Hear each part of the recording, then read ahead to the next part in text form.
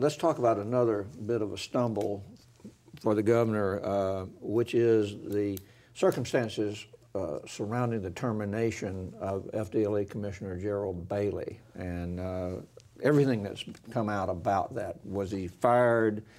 Did he resign? And what was the role of the cabinet in all of that?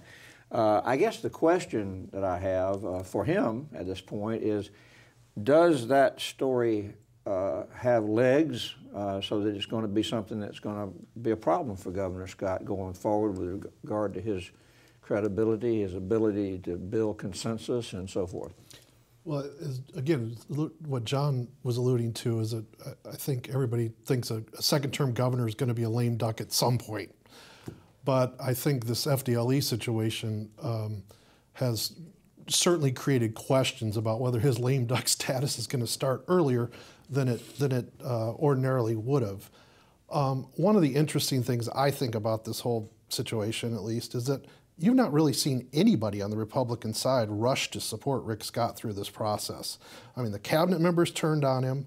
The party apparatus is sort of in flux right now because his chosen chair did not get reelected, so they've got sort of a transition going on. They don't have anybody there to support him through this. No one's really, the legislative leaders have not come out and supported the way he's handled this thing, which indicates to me that they're all distancing themselves from him.